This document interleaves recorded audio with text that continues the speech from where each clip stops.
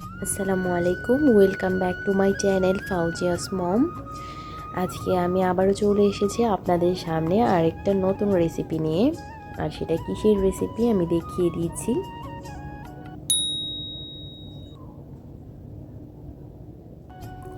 আমি আজকে যে রেসিপিটা বানাবো তার জন্য এখানে আমি 4টা মাঝারি সাইজের আলু নিয়েছি।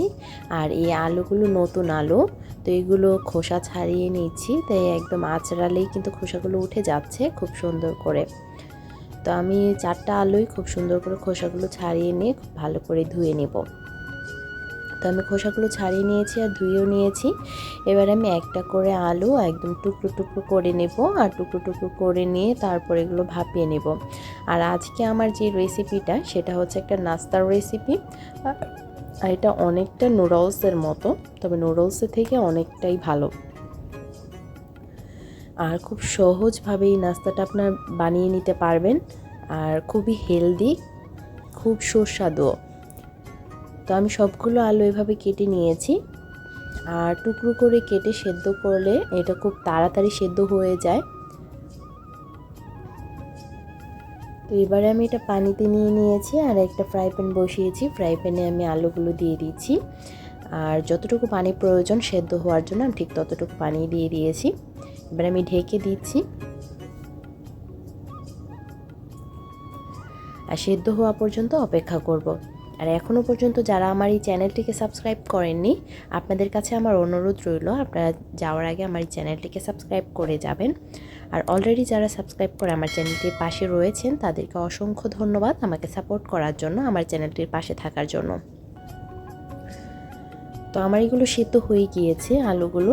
এবারে আমি পানি ঝরিয়ে নিয়েছি, আর আমি এগুলো চটকে নেব খুব ভালো করে। আর এটাকে খুব ভালো করে ম্যাশ করে নিতে হবে, যেন কোনো রকম দানা দানা না থাকে। আমি ভালো করে ম্যাশ করে নিয়েছি।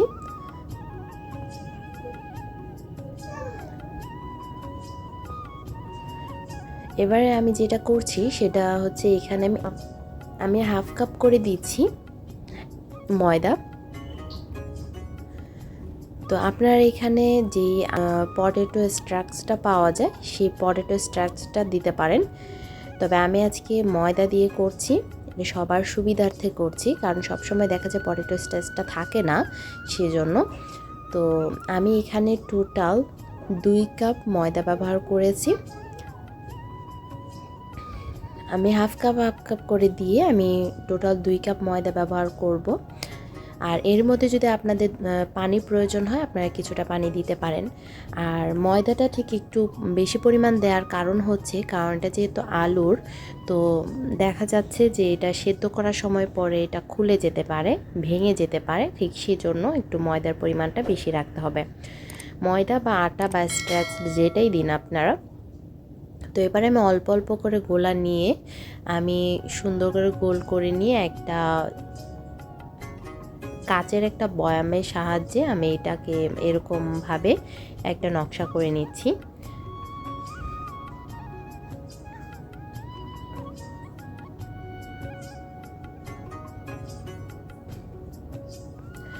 দেখুন খুব সহজভাবে কিন্তু আমি খুব সুন্দর করে এগুলো করে নিয়েছি। এবারে আমি একটা ফ্রাই প্যানে পানি ফুটতে দিয়েছিলাম, আর সেই পানিটা যখন ফুটে উঠেছে তখন আমি সবগুলো এক এক করে দিয়ে দিচ্ছি সেদ্ধ করে নেওয়ার জন্য।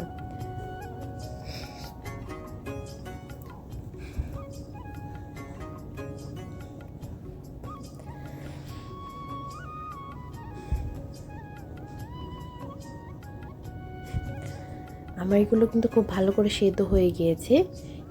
এটা বোঝার কারণ হচ্ছে এগুলো উপরে ভেসে উঠেছে, ভেসে উঠবে যখন সেদ্ধ হয়ে যাবে উপরের দিকে ভেসে উঠবে। আর তাছাড়া আপনারা চেক করেও দেখে নিতে পারেন। তো দেখুন প্রত্যেকটা আমার খুব সুন্দর করে সেদ্ধ হয়ে গিয়েছে। এবারে আমি সবগুলো উঠিয়ে অবশ্যই ঠান্ডা পানিতে উঠিয়ে রাখতে হবে, সাথে সাথে আর ঠান্ডা পানি দিয়ে ধুয়ে নিতে হবে।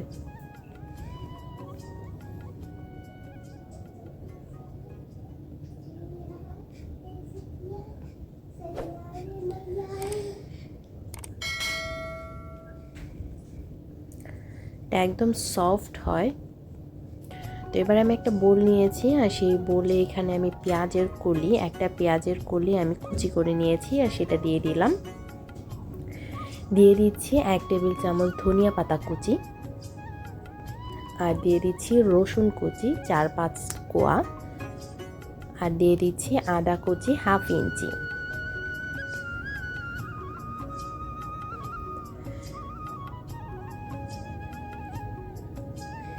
এবারে আমি এখানে দিয়ে দিচ্ছি লাল মরিচের গুঁড়া 1 চা চামচ,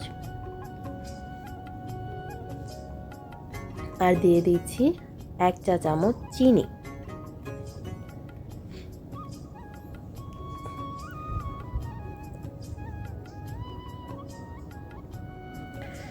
আমি আশা করব আপনাদের কাছে আপনারা একবার ট্রাই করে দেখবেন আমার এই রেসিপিটা, আপনাদের খুব ভালো লাগবে। আর দিয়ে দিচ্ছি 2 টেবিল চামচ সয়া সস। আপনারা এখানে ডার্ক সয়া সস বা লাইট সয়া সস যে কোনোটাই ব্যবহার করতে পারবেন, কোনো সমস্যা নেই।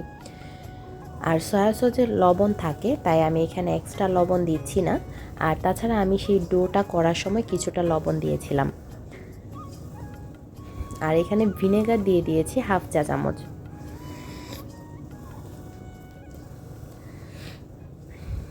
এবারে আমি যেটা করছি সেটা হচ্ছে 2 টেবিল চামচ সরিষার তেল খুব ভালো করে গরম করে আমি এর উপর দিয়ে দিয়েছি। আপনারা চাইলে এই ক্ষেত্রে সয়াবিন তেলটাও নিতে পারেন, কোনো সমস্যা নেই, বা অলিভ অয়েল নিতে পারেন। এবারে আমি সেইগুলো দিয়ে দিলাম, যেগুলো আমি বানিয়েছিলাম রেসিপিটা সেটা। এবারে আমি এই মশলাগুলোর সঙ্গে খুব ভালো করে মিশিয়ে নেব, আর মিশিয়ে নিয়ে এটা আমি সার্ভ করব। দেখুন দেখতে